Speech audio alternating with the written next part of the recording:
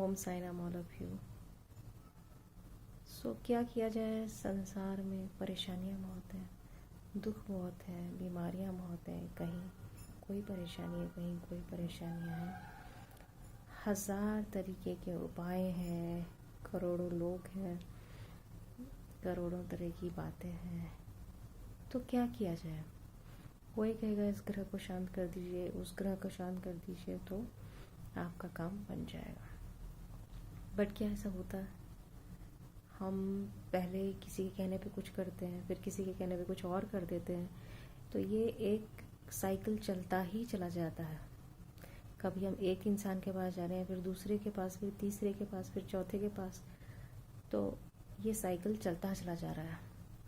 और मैंने अपने बहुत सारे करीबियों को देखा है जो ये सब करते हैं, पढ़े लिखे हैं, सब कुछ है, बट परेशानियाँ कुछ इतनी ज़्यादा हैं कि मतलब सब जगह भटकना ही है।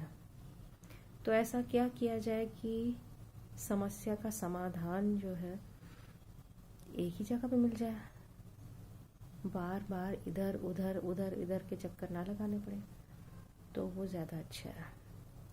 तो मैं आप सबको बता दूं, मैं साईं बाबा की एक छोटी सी भक्त हूँ। तो मैंने अपने जीवन में पाया है, जब भी कोई परेशानी हो, दुख हो, बाबा को हमेशा अपने साथ ही पाया है। तो इस परेशानियों से, दुखों से पार पाने के लिए साईं बाबा द्वारा बताई गई जो बातें हैं, जो भी कथाएं हैं, कहानियां हैं, कहानियां नहीं कहेंगे उनको, आप ये कहेंगे जिन्होंने भी वो दृष्टांत देखा है, उन्होंने उसकी व्याख्या की है। तो उस सब को जो है एक किताब में पिरो के श्री दाभोलकर जी ने इस बुक में दिया है। तो हम सभी साईं भक्तों का ये मानना है कि अगर आप इस किताब को एक समय आप निर्धारित कर दीजिए, जैसे एक हफ्ता या 10 दिन में आप इसको पूरा का पूरा पढ़ लें, तो आपकी बहुत सारी परेशानियों का हल जो है आपको अवश्य मिलेगा। और इसमें इतनी इतनी प्रेरणादायक बातें हैं जो कि आप अपने जीवन में ढाल लें तो शायद आपको इतनी तकलीफ न हो।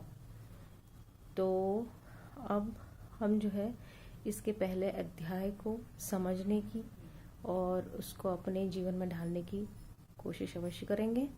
और मैं अपने मन से यही चाहूँगी, आपकी जितनी भी परेशानियां हैं, दुख हैं, इसको सुन के ज़रूर कम होंगे, ऐसी मेरी आशा है। आपको आगे भी इस तरीके की इन्फॉर्मेशन और जो भी साईं बाबा से रिलेटेड जो भी बातें हैं समझनी है, दुखों को कम करना है, तो अवश्य आप इस चैनल को सब्सक्राइब कीजिए, शेयर कीजिए। ओम साई राम। तो अब हम शुरू करते हैं इसका पहला अध्याय।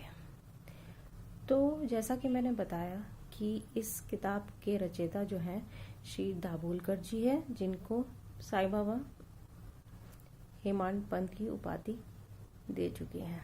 तो उनको हेमांत पंत भी कहा जाता है।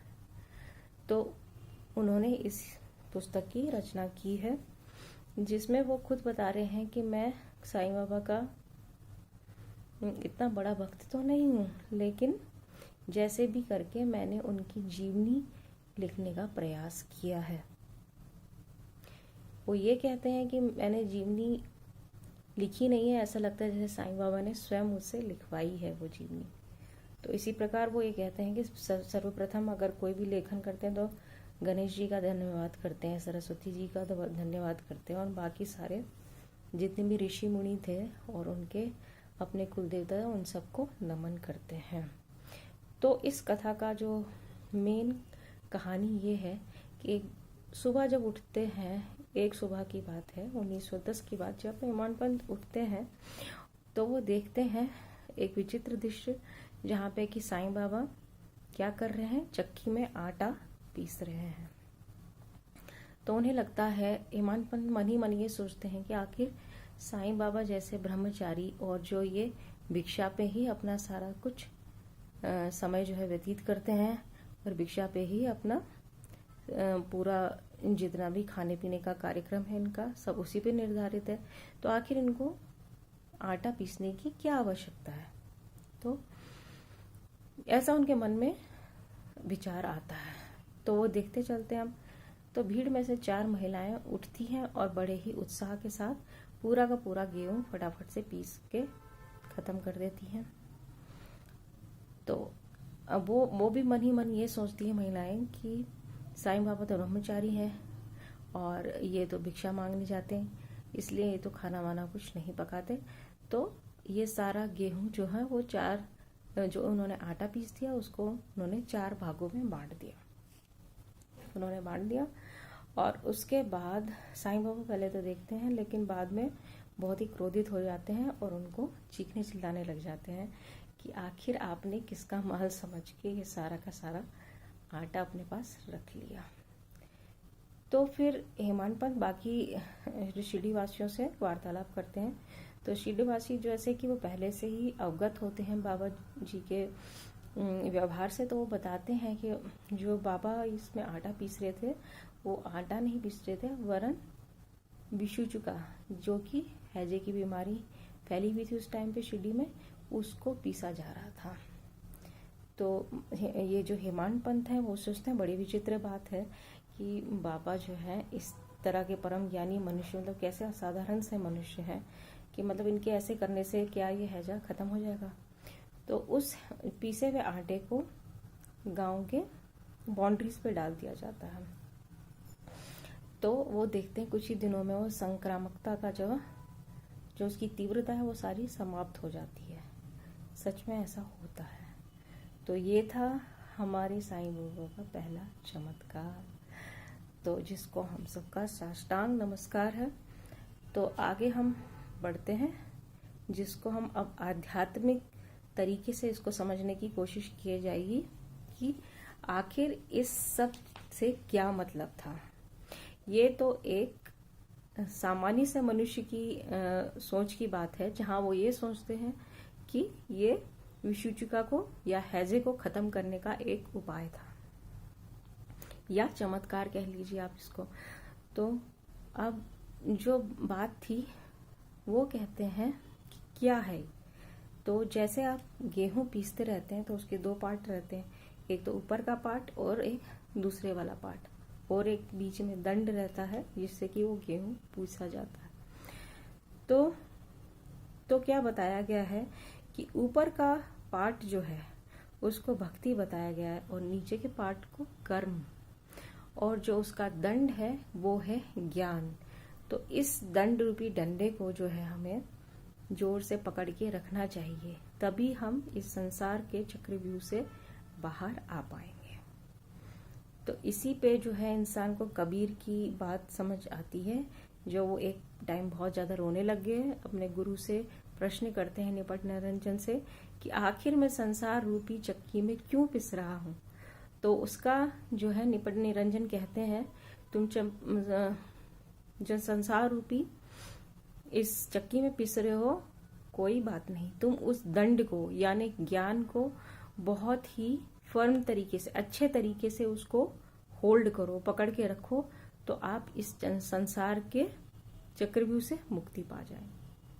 तो ये था इसका आध्यात्मिक विवरण, और वो था उसका चमत्कारिक विवरण, जो ऐसा सच में हुआ, लोगों ने देखा, तभी साईं बाबा की कीर्ति ख्याति इतनी घर घर फैली, इतने लोग उन्हें मानने लग गए, या आज भी उनके भक्तों की संख्या जो है बढ़ती चली जा रही है। तो इस आशा के साथ में कि आपके जितनी भी कठिनाइयां हैं, राग है, द्वेष है, या कोई भी दुख है, वो भी जो है खत्म हो जाए। इसी के साथ हम इस अध्याय का समापन करते हैं। ओम साईं राम। और आपको अगर इसी तरीके से इस अगले चैप्टर्स और जितने भी चैप्टर्स हैं उन सबको आपको सुनने का मन है, उसका आध्यात्मिक विवरण और उसका चमत्कारिक विवरण, आप अवश्य सुने, उसको अपनी लाइफ में, जिंदगी में जरूर डालें, और फिर देखिए कि चमत्कार अवश्य होता है। कोई झूठ नहीं है, कोई गलत नहीं है, मैंने खुद देखा है कि ऐसा होता है। पर श्रद्धा एंड सबूरी दोनों रखिए आप, अवश्य होता है। इधर उधर भटकने से आपको कुछ प्राप्त नहीं होगा। आप एक सीधे ही जगह पे, कहते हैं ना कि मतलब जैसे आप कैरियर है उसको आप 27 चीज़ों को आपने पकड़ लिया लेकिन एक को भी परिपक्व नहीं कर पा रहे, you are not able to, you can say you are not able to shine in any field. But क्या होता है, आप एक चीज़ को पकड़ते हैं, उसको बहुत ज़्यादा अच्छे से आउट परफॉर्म कर लेते हैं। तो इसी तरीके से आध्यात्मिक आप एक चीज़ पकड़िए और उसको बहुत अच्छे से अपने जीवन में आत्मसात कीजिए। आपको अपनी ज़िंदगी में बहुत बड़ा चेंज महसूस होगा, मिरेकल महसूस होंगे, अवश्य ही होंगे। तो प्लीज़ चैनल को आप सब्सक्राइब, शेयर और लाइक करना ना भूलें। ओम साईं राम।